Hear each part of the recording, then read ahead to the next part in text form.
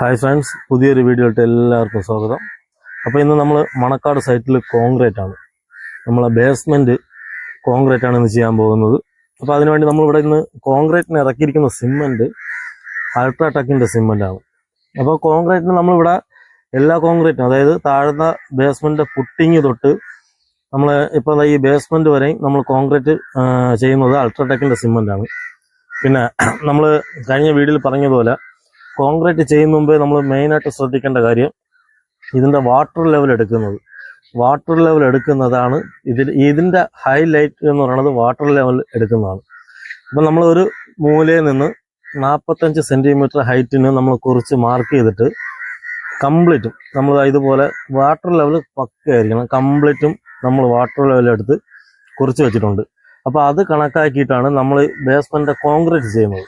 അപ്പോൾ അങ്ങനെ കോൺക്രീറ്റ് ചെയ്യുമ്പം ചില സൈറ്റ് തറ 45 സെൻറ്റിമീറ്റർ ആണെങ്കിൽ ചില സൈഡിലോട്ട് വരുമ്പം അതൊരു 50 ആവും. അപ്പോൾ അത് നമ്മൾ ഈ ഫ്ലോർ, അതായത് സ്ഥലം ചിലപ്പം വ്യത്യാസം കാണും.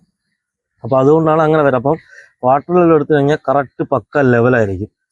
അപ്പം മെയിനായിട്ടും ചെയ്യുന്നവർ ശ്രദ്ധിക്കേണ്ട മെയിൻ കാര്യമാണ് വാട്ടർ ലെവൽ.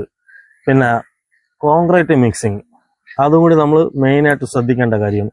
അപ്പോൾ നമ്മളിവിടെ ബീമിന് കെട്ടിയിരിക്കുന്ന കമ്പി എന്ന് പറയുന്നത് 16-ന്റെ 4 കമ്പിയും 12-ന്റെ 2 കമ്പിയാണ്.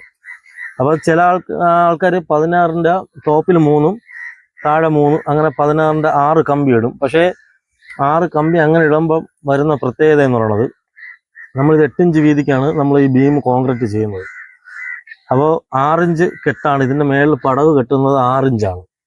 അപ്പോൾ ഈ നടുക്ക് 16-ന്റെ കമ്പി കൊടുക്കുമ്പോൾ നമ്മൾ ഈ വൈബ്രേറ്റ് ഇതിൻ്റെ അകത്തോട്ട് ഇറങ്ങത്തില്ല. കാരണം ഇതിൽ മസ്റ്റായിട്ട് ആവശ്യമുള്ള കാര്യമാണ് വൈബ്രേറ്റ്. കാരണം നമ്മൾ കോൺക്രീറ്റ് ഇടുമ്പോൾ മാക്സിമം നല്ല രീതിയിൽ വൈബ്രേറ്റ് അടിച്ച് തന്നെ ഫില്ല് ചെയ്യണം, എന്നാലേ അല്ലെങ്കിൽ അതിനകത്ത് എയർ കാണും. അപ്പോൾ ആ എയർ ഇല്ലാതിരിക്കാൻ വേണ്ടി നല്ല രീതിയിൽ വൈബ്രേറ്റ് അടിച്ച് ഫിനിഷ് ചെയ്തെടുക്കണം. പിന്നെ നമ്മളിപ്പോൾ ഈ സൈഡിൽ ഷീറ്റും കൂടി ആയതുകൊണ്ട് നല്ല ഫിനിഷിങ് ആയിരിക്കും. പിന്നെ ഇതിൻ്റെ കോൺക്രീറ്റ് മിക്സിങ് പല ആൾക്കാരും പല രീതിയിലാണ് ഇടുന്നത്. ഞാൻ ഒരുപാട് ഇത് കണ്ടിട്ടുണ്ട്. പക്ഷെ നമ്മൾ ഇടുന്നത് എന്ന് പറയുന്നത് 4ഉം 5ഉം ആ ഒരു ലെവൽ തന്നെയാണ് നമ്മളിവിടെ ബീമിന് കോൺക്രീറ്റ് ചെയ്യുന്നത്. പിന്നെ മെറ്റിൽ നല്ല സൈസ് ഉണ്ട്. അപ്പോൾ മെറ്റിൽ സൈസ് ഉള്ളതുകൊണ്ട് നമ്മൾ മണല് കുട്ട ഫുൾ എടുക്കാതെ കുട്ട ലെവലിന് മണ്ണ് കൊടുക്കും. മെറ്റിലും 4ഉം 5ഉം ആ ഒരു കണക്ക്, ഒരു പാക്കറ്റ് സിമെൻറ്റ്.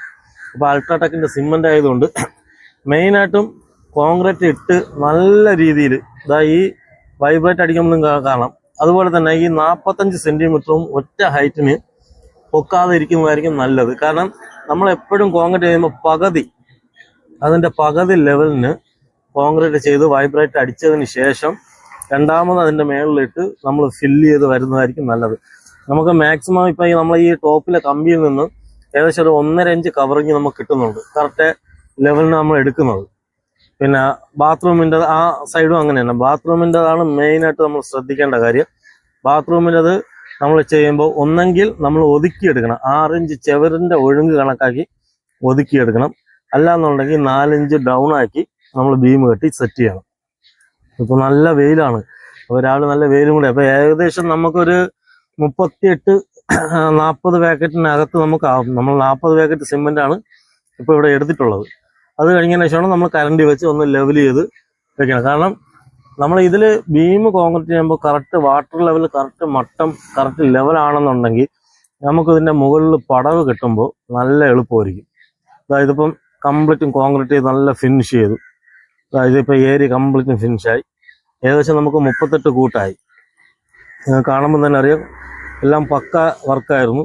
പിന്നെ ഏറ്റവും ടോപ്പിൽ നമ്മൾ ഒന്ന്